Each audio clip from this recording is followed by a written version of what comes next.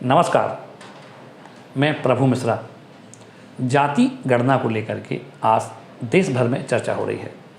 राजनीति के लिए कुछ लोगों ने इसको अपना अस्त्र बना लिया है, जबकि हमारी सनातन संस्कृति में ऐसा कुछ था ही नहीं। चलिए आज इसी बिंदु पर बात करते हैं। महाभारत के वन पर्व में एक श्लोक आता है, एक वर्णमिदं पूर्व विश्वामिषीद युधिष्ठिरः कर्म क्रिया विभेदन चतुर्वर्ण्यम प्रतिष्ठनम। वैसे यह श्लोक काफ़ी बड़ा है, पर हम आपको इसका अर्थ बता देते हैं। सभी लोग एक ही प्रकार से पैदा होते हैं, उनमें एक जैसी इंद्रियां होती हैं, इसलिए जन्म से जाति मानना उचित नहीं है। यदि शूद्र भी अच्छे कर्म करता है तो उसे ब्राह्मण कहना चाहिए, और यदि ब्राह्मण कर्तव्यच्युत हो जाता है तो उसे शूद्र से भी नीचा माना जाना चाहिए। इसी तरीके से गीता के 18वें अध्याय के 141वें श्लोक में लिखा है कि ब्राह्मण क्षत्रिय विंशः शूद्राश्च परतपः कर्माणि प्रतिभक्तानि स्वभाव प्रभावे गुणी। एक और श्लोक है गीता का 4 अध्याय का 13वां श्लोक है, चतुर्वर्ण्यम मया सृष्टम गुण कर्म विभाग गसः तस्य कर्तारमपि मां विध्यस्य कर्तरो मध्यम। अर्थात ब्राह्मण क्षत्रिय शूद्र वैश्य विभाजन व्यक्ति के कर्म और गुणों के हिसाब से होता है, ना कि उसके जन्म के हिसाब से। भगवान श्री कृष्ण ने तो गीता में और स्पष्ट लिखा है, उन्होंने कहा है वर्णों की व्यवस्था जन्म के आधार पर नहीं कर्म के आधार पर होती है। कुछ लोग क्या करते हैं, मनुस्मृति पर भी आरोप लगाते हैं कि मनुस्मृति में जाति व्यवस्था को बढ़ावा दिया गया है। अब देखिए मनुस्मृति में क्या लिखा है, तो उसमें लिखा है क्षत्रियात जातमेवं तु विषाद वैश्यात तथैव च।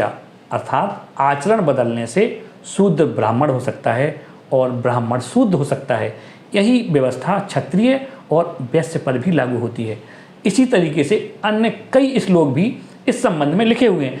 ऋग्वेद में तो 9/112/3 में वर्ण व्यवस्था का उल्लेख है। उसमें कहा गया है कि एक घर में एक बच्चा कारीगर है, दूसरा सदस्य चिकित्सक है, तीसरा चक्की चलाता है और चौथा यदि रक्षा व्यवस्था में है, तो एक ही घर में एक ही परिवार में एक ही छत के नीचे 4 वर्ण के लोग रह सकते हैं, वह एक ही परिवार के हैं। इसी तरीके से भागवत पुराण के 7वें स्कंद के 11वें अध्याय के 357 श्लोक में लिखा है कि जिस वर्ण के लक्षण बताए गए हैं, यदि उसमें वे लक्षण नहीं पाए जाते हैं और दूसरे वर्ण के लक्षण पाए जाते हैं, तो वह व्यक्ति स्वतः ही दूसरे वर्ण का हो जाता है। अब हम ऐसे आपको कई उदाहरण देते हैं जिससे आप जानेंगे कि ऐसी व्यवस्था थी ही नहीं। जैसे हमें बता दिया गया कि यदि शूद्र के कान में राम नाम पड़ जाए, धर्म के शब्द पड़ जाएं, तो बहुत गलत होता था, ब्राह्मणों ने ऐसा फैलाया था, जबकि ऐसा नहीं है। एक राजा दक्ष थे। राजा दक्ष के पुत्र जिनका नाम प्रसद था, वह शूद्र वर्ण को अपना लिए थे।